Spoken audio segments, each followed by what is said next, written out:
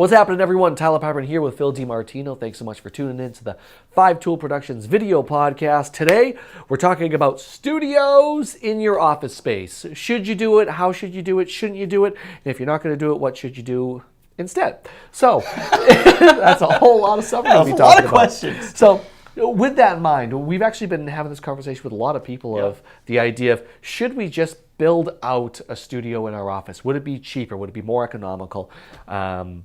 And I always kind of go down to, I think it's a great idea if you have someone that's going to man it and has an idea of how to do things, if that makes sense. Right. There's only so much automation you can do with like high quality video production, right? Like there's a certain amount you can do, you can set it up, but you still need to have someone on staff who's like trained and dedicated and wants to do it and has to know how to do it. And they don't have to be an expert. They don't have to be, Steven Spielberg that say, well, the lighting over here and the shadows here.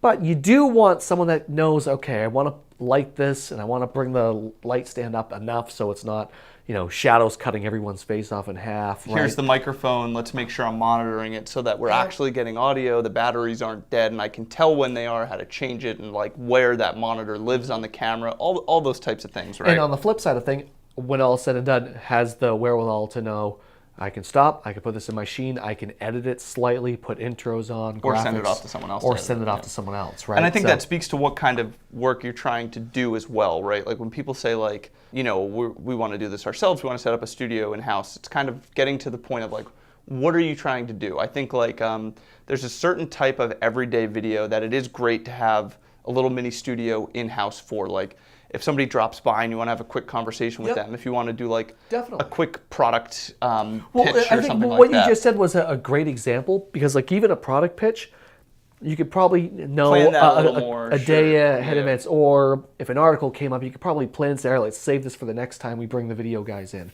But mentioning some of the best content is when someone comes by for a meeting, comes by for just to see your space, or an in-person conference call, things like that, that you need to leverage that. Right. So to me, that's where that kind of in-person studio is just incredibly vital and helpful, really, right? It gives you that space that, hey, by the way, while you're here, we were just talking about something else. Let's just drop in, throw some mics on it, and let's just have that same conversation all over again. Right? I think you're right. I think you're 100% right, because, and it also speaks to the style of video, which is like you're just going to want to have an authentic conversation. You're not going to want to go crazy overproducing it. Yeah. So that's the time and place for it.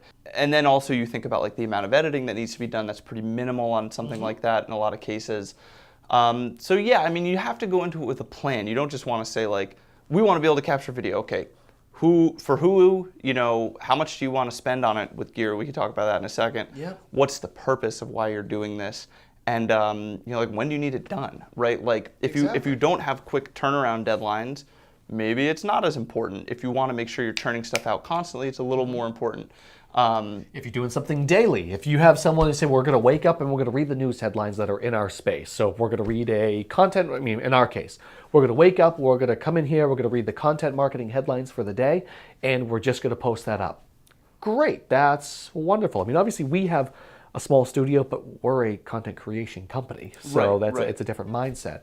But if you are a brand and you're saying, I need to create something on a very regular basis, sometimes you have to start to say, okay, how much cost for the return thing, right? How much am I actually going to be spending, and how much do I have to actually do from a man hours? And how efficient am I going to be at doing it too, right? Yeah. Like, is it going to take me 10 hours and it could take a video production team 3? Is it going to take me 40 hours? It could take a video production team 20. You have to kind of weigh that and see like, when is it worth it to pay someone? That's a big part of it. I think like the type of content is a big part of it, in terms of a lot more companies trying to do audio podcasts and things like that. The know-how is a big part of it. The gear is a part of it too, right? You want gear and the space. Right. Is a big piece, do you have the space? Do you have the room for it? Are you in an office where you can if a lot more offices are open concept now, can you get everyone to be quiet for 10 minutes? Can you gain enough separation from the core of the office that it doesn't matter if everyone's quiet? Do you have a big enough conference room that's not just really bland and boring that you can set up? And then do you want to spend the money upfront to invest in gear? Because if not, then it's kind of a non-starter, right? Then you're talking more about upgrading your smartphone, which we've talked about which too, which is an option it's too. not a bad thing. You can go that route, but again, you have to know what you're getting at the end product, right? You could say, yep, we're only going to shoot these on smartphones, and we're going to use the little Gorilla Pods on top of a desktop. And you can still have mics, which is fine, absolutely. There's nothing wrong with that whatsoever. But you have to know that going in. And if you're going to do that, by the way, you should invest a couple $100 to just get basic lights, basic tripods, mics to make your smartphone production better, because but that's just someone sitting there holding it is, I mean, again, there's different levels of just cell phone But I production, guess as I say that, even for that, it's like a lot more people also leveraging private Facebook groups, right, for customers.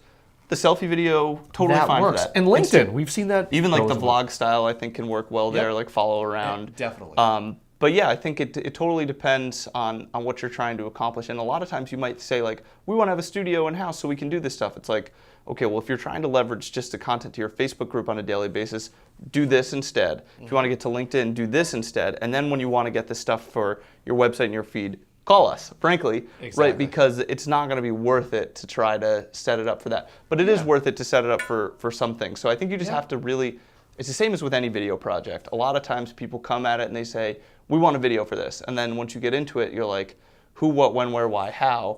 It's like, okay, well, maybe that one actually doesn't. But as we talked through it, we realized that this other part of the project really could use it.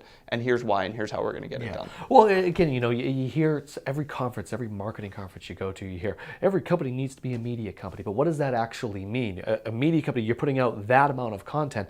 Well, same thing with a studio in-house. If you're going to do that, you need to staff it right, right? I mean, if you're going to become true brand journalism, what does a small market news station actually do? They've got 5 reporters, they've got videographers, writers, right? And they've got writers and directors that are kind of cutting between. They have technical directors, right? So you have to... Yeah, and also not to mention the IT staff that's going to fix stuff when it breaks. Absolutely, because it goes wrong. Cameras break. Regardless if you think we're just going to put this on the tripod, we're never going to touch it, someone's going to bump into it, or at one point in time, the camera's going to fail, right? It just happens. It's happened to us. It happens to everybody, right? It sure has. Oh, it definitely has. Well, we've seen SD cards junk out. We've seen tripod legs get stuck when you're trying to... So it's like, it's just those little things that are going to kind of go a long way. So again, a studio in your office is... I do think it's a good idea. A great idea. I really do. I think it's a great... But you have to know ahead of time really what you're getting into as far as staffing it and making sure the type of content, think about the end product. What do you really want and who are you trying to reach? And then build the studio out based on that. And make sure you're dedicated to it, right? Don't just like on a whim do it. Think about like, what are we going to use this for, and make sure you're dedicated to it. Yeah, because you could easily go spend $100,000, no problem. Oh, if sure. not more. Sure. Yeah. I mean, we just got back from NAB recently. Oh gosh, if I had dropped $100,000 real easy, and just walked out, like set up a real nice studio. Exactly, the studio would have been wild. But anyways, you don't necessarily need that to go crazy. No, and the investment can vary. So yeah, I think it's a good idea. Just be thoughtful. Exactly. All right, be thoughtful. I feel like we end every single thing with Please. be thoughtful. Just stop and think a little bit. All right, he's Phil. I'm Tyler. Thank you all so much for tuning in. We'll see you next time.